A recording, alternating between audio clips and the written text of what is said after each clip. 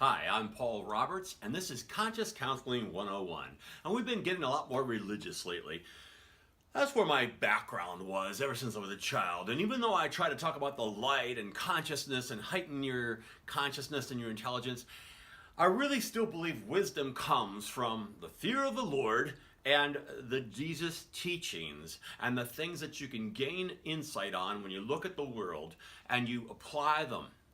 And you operate in those ways, but you also see things as you filter them and you learn in those ways. And today, I want to just say to start off, we've talked a lot with my family lately and things like this in a religious nature, more so than normal, even though I can talk more secularly if you feel more comfortable with that, with counseling and things like that. But at the heart of it all is this that I'm talking to you about now, and I want to make sure that I make that clear. And I believe it's very strong, and I believe that it allows me to say things and see things that very few others do see. But you say to yourself, well, there's churches everywhere. There's churches.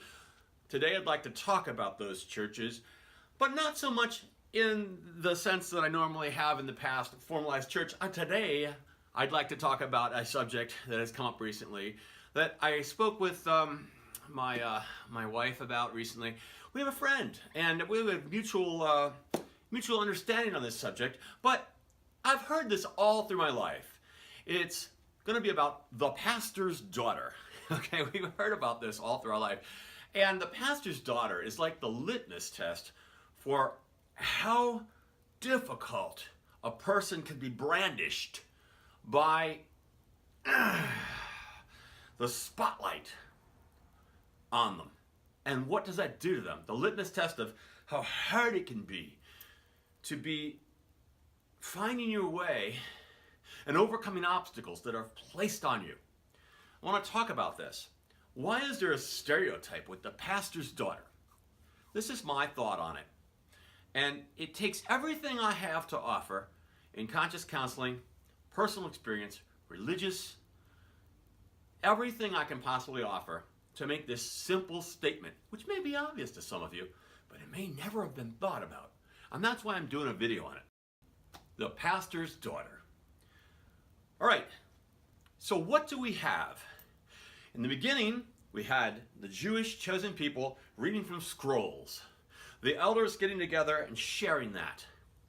The scrolls of the law, long written down through Moses, and from the beginning of time, whoever wrote all those things down, whether they be symbolic about the beginnings or whatever they are, to help people understand the nature of God and the nature of man relating to God and the nature of God relating to man, they would have those people read those things. They'd share that out beyond the gathering place, the families, everybody around the society. That's the way you could call religious outpouring of what God has to say to man, how man relates to God. That's the way it worked. Jesus came and he gathered a few people together as disciples would follow him that were ready to see what he had to show. And he sat amongst them and taught and tried to equate through his parables the difference between, or the similarities with, the kingdom of heaven and the kingdoms on earth, and the ways of this mortal realm and the ways of the unseen, non-physical realm of heaven. And many gathered around him besides that, and he would give this message to anyone that would listen. But one time he was called good teacher or rabbi or such, and he said, "Don't call me good teacher, don't call me rabbi, don't call me father. Don't call any man father." He had come from a place where he knew these things that he spoke about. He's said to be the Son of God. So he shared these things because he was such. Then when he was crucified, he said, I'm going to build, to Peter, I'm going to build my church on you, the rock. Even though all his disciples had shown flaws and errors and failures of even seeing who he was or what he was doing all through his life until the end days when he finally, they said, spoke plainly to them. So with all the flaws, he still built his church on that rock. Now, this is my thought. These flaws, if you go outside the Gospels, even into the New Testament further, you start to see those flaws manifest themselves in what I like to call stumbling blocks, in the same way that the Old Testament showed that this is what God said you should do, this is what you'll get if you do it, this is what God says if you don't do it, this is what you'll get. I call that stumbling blocks because the intervention between God and man was given to only a few. In the holiest of holies, there were priests. Then they transferred on that to others in what they said that God wanted them to do.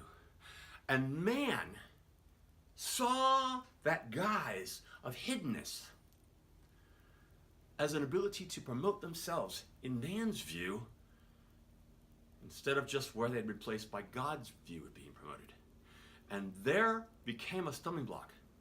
They started to say and do things to bring themselves up that weren't as pure as the message that they were receiving in the holiest of holies, in the communion with God. And that was a stumbling block.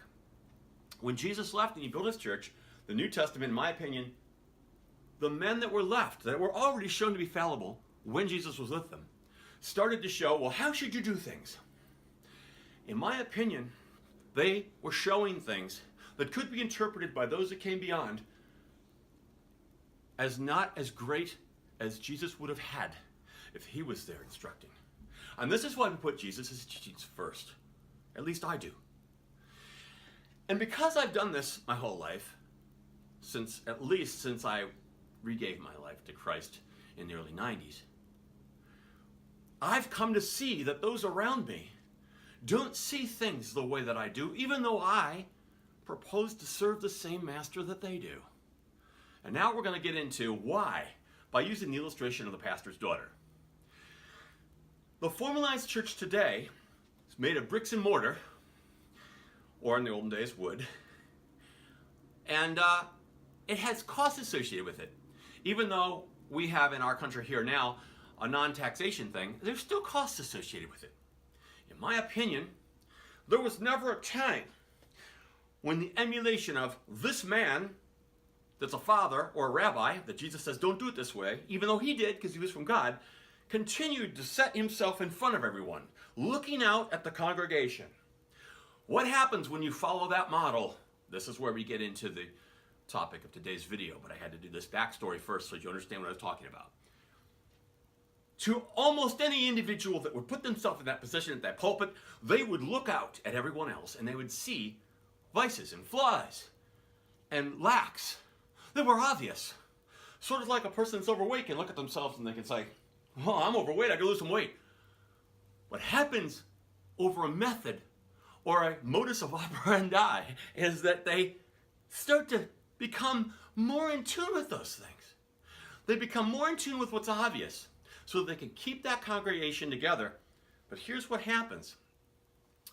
By becoming in tune with those things, they overlook things of the non-physical, unseen, that Jesus was so profoundly educated in the combining, this is what I see here, this is what the kingdom of heaven is like, and that's missed. They can't go anywhere further with that because they don't possess the infinite knowledge that Jesus had. And they didn't offer what they had to faith in that area either. So everything becomes more about what's actually there. And each person in that congregation become more about seeing what's actually there amongst themselves. And they know they can hide what's really inside as long as their outward actions appear to be acceptable. What happens is they promote what Jesus warned us about most. Besides just not letting the little children come when they ask for a glass of water, he warned us about not to judge lest we be judged.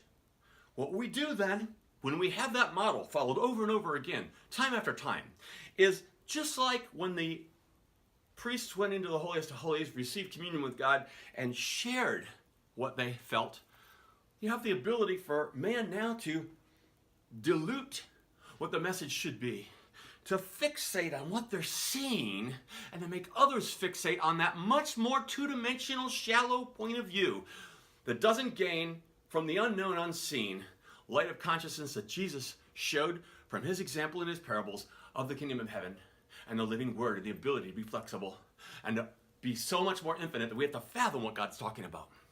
That becomes watered down.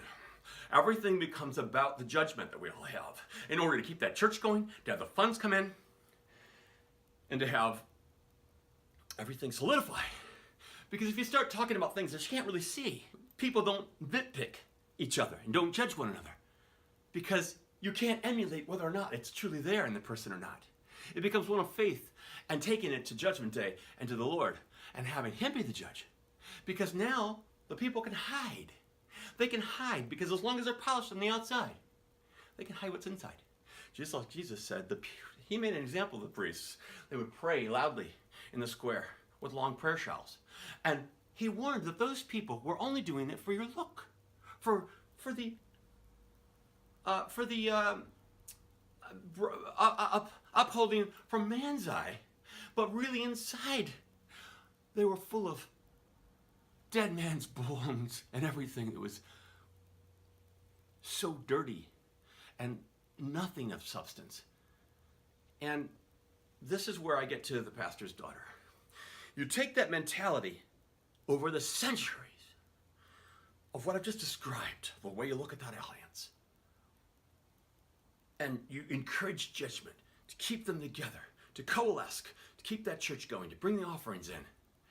Now you take it home and you focus it into a narrow beam. Not so much the son, because the son may become like him, but the daughter, because the daughter was less. In the communities of the Jews, the daughter was less. In a sense of not less, but in a sense of they have their own role, but the role isn't between the communion between God and the man. It's then very honorable. I don't mean to say less. I shouldn't have used that word, but to make this clear to you, I'll say the difference there. It's a matter of roles.